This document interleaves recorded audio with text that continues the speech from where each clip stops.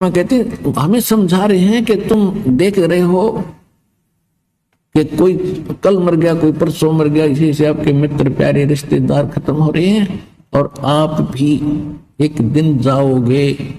आपका कोई कागज में बाकी रह रही है, यानी कोई समय सांस शेष है। जिस दिन वो पूरे होंगे 1 सेकंड में जाओगे, ऐसे कोई रोक नहीं सकेगा।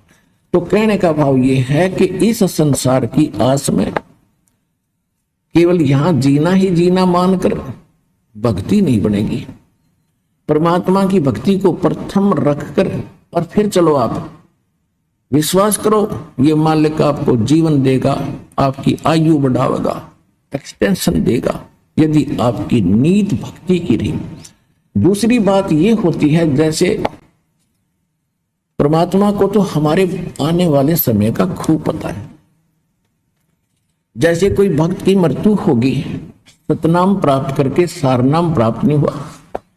अब कोई उसके मन में, क्योंकि जो भक्त है उनको तो दृढ़ता रहती है, समाज के लोग वहां आते हैं, पता नहीं क्या क्या उसको कहते हैं, तुम तो ये कहा करते, तुम तो ये कहा करते, और अच्छा भगत था, पूरी श्रद्धा थी, इसकी एक्सटेंशन क्यों ना करी तुम्हारे भगवान ने।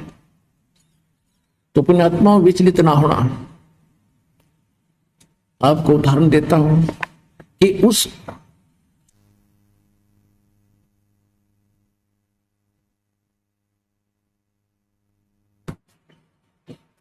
उस भगत के कुछ आगे चल के ऐसे कुसंस्कार होते हैं कि सार नाम प्राप्त करके भी उसमें कोई दिक्कत आ जानी थी और उसमें फिर ये नहीं सफल हो सका था। तो इसलिए उसको उसी समय परमात्मा ने अपनी कृपा से ही उसका अंत करके दोबारा जीवन देते हैं और फिर नए सिरे से उसको पार करते हैं।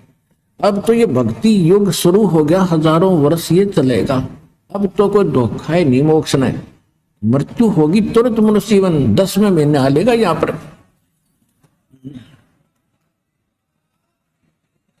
10वें महीने वो आत्मा यहां आ लेगी किसी बहन बेटी के गोदी में, माई के गोदी में, और गर्भ से भक्ति शुरू हो जाएगी उसकी। दास के पास उदाहरण है, ऐसे ऐसे भक्त, क्योंकि दास ने 20 वर्ष हो गए लगभग इस उपदेश देने की आदेश प्राप्त हुआ। उस समय से देख रहा है कि कुछ ऐसे भक्त सारनाम प्राप्त करके भी बिगड़ गए और छोड़ गए यहां से, और वो नकलियां गज्जा फंसे। तो वो कुमार्ग था। तो इससे पहले अगर वो पहले मर जाते वो अच्छा था, इस नाशकरण पे भक्ति का। तो परमात्मा अपने भक्त हंस के लिए जो ऑपरेशन आवश्यक होगा वो अवश्य करेगा। जैसे किसी को रोग है और उसकी टांग कटनी है और टांग ना कटी तो उसकी जीवन नाश होना है, तो डॉक्टर सलाह देगा कि टांग काटनी पड़ेगी तो जीवन रक्षा चाहता है। तो बुद्धिमान होगा तो यूं कहेगा जी जीवन रक्षा कर दो, टांग में से कट जाए। तो इसी प्रकार परमात्मा के ऑपरेशन में आपको ऑब्जेक्शन नहीं होना चाहिए। जो परमात्मा करता सही करता, ये विश्वास रखे कि मालिक गलत नहीं कर सकता जब इसकी शरण में आगे।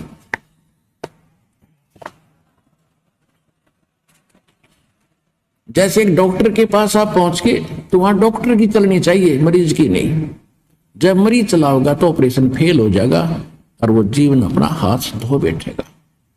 तो इसी प्रकार जैसे आप देखते हो,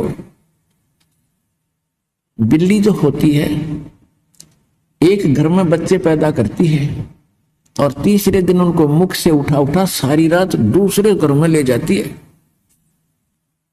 क्यों ले जाती है?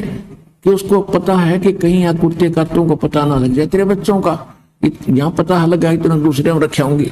और जब वो उठाकर चलती है उन बच्चों को अपने मुख से पकड़ती है। कितने पैने दांतरे होते हैं, दांत होते हैं बिल्ली के, और वो बच्चों को बीच से पकड़ कर चलती है। वो बच्चे चू भी नहीं करते। क्यों नहीं करते? क्योंकि हम उनको दर्द होता है, उनको मालूम है हमारी माँ पकड़ रही है और इसी से दर्द हो रहा है हमारे को। ये कोई विशेष खास बात है, हमें कोई खतरा है, उससे बचाने के लिए ले जा रही है। तो वो पशु भी इतना महसूस करते हैं, वो भी हाय हाय ना करते और चुपचाप बेचारे नो हो जाते, नो सुकड़ जाते हैं। वो पकड़ के ले जाती है और बिल्कुल नहीं बोलते। उनको मालूम है जब शोर कर दिया तो कुछ पहचान ले, कुत्ता आ जाएगा, हमें खा जाएगा।